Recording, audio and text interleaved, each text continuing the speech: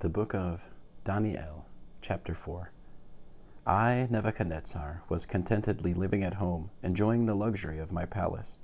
But as I lay on my bed, I had a dream which frightened me, followed by fantasies and visions in my head which frightened me even more. So I ordered all the sages of Babel to present themselves to me, so that they could tell me the interpretation of the dream. When the magicians, exorcists, astrologers, and diviners came, I told them the dream, but they couldn't interpret it for me. Finally, however, Dani'el, renamed Belteshazzar, after the name of my God, in whom is the spirit of the holy gods, came before me, and I told him the dream. Belteshazzar, chief of the magicians, because I know that the spirit of the holy gods is in you, and no mystery is too difficult for you, tell me the meaning of the visions I saw in my dream. Here are the visions I had in my head as I lay on my bed. I looked, and there before me was a tree at the center of the earth. It was very tall. The tree grew and became strong until its crown reached the sky, and it could be seen from anywhere on earth. Its foliage was beautiful and its fruit abundant. It produced enough food for everyone. The wild animals enjoyed its shade. The birds in the air lived in its branches, and it gave food to every living creature. I looked in the visions of my head as I laid on my bed, and there appeared a holy watcher coming down from heaven. He cried out, "Cut down the tree, cut off its branches, strip off its leaves, scatter its fruit. Let the wild animals flee from its shelter. Let the birds abandon its branches. But leave the stump with its roots in the ground, with a band of iron and bronze. In the lush grass of the countryside, let him be drenched with dew from the sky, and share the lot of animals in the pasture. Let his heart and mind cease to be human and become those of an animal, and let 7 seasons pass over him. This order is issued by the watchers. The sentence is announced by the holy ones, so that all who live may know that the Most High rules the human kingdom, that he gives it to whomever he wishes, and can raise up over it the lowliest of mortals. This is the dream which I, King Nebuchadnezzar, saw. Now you, Belteshazzar, tell me its interpretation. None of the sages of my kingdom can tell me the interpretation, but you can do it, because the spirit of the holy gods is in you."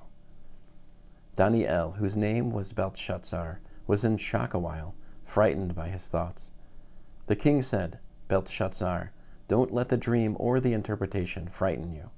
Belteshazzar answered, "My lord, if only the dream were about those who hate you, and the interpretation about your enemies.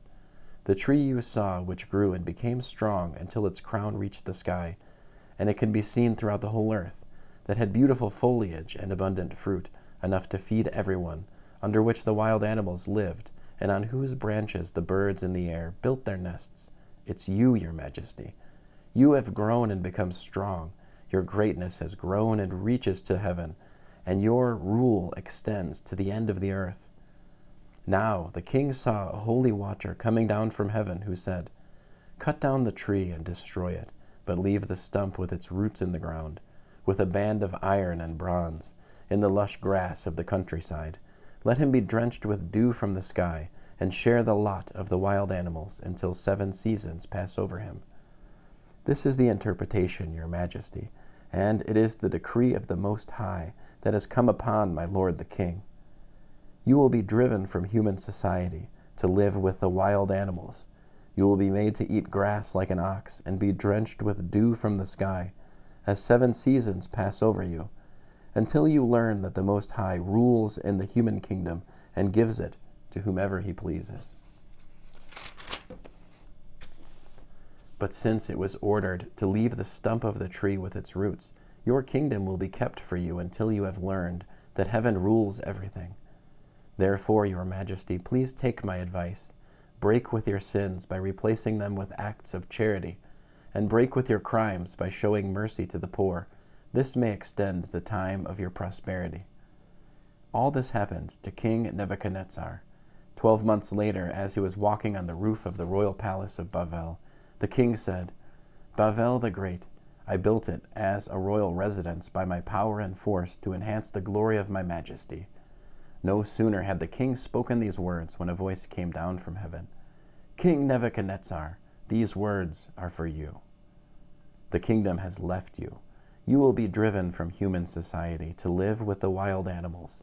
You will be made to eat grass like an ox and be drenched with dew from the sky. As 7 seasons pass over you, until you learn that the Most High rules in the human kingdom and gives it to whomever he pleases. Within the hour the word was fulfilled. Nebuchadnezzar was driven from human society.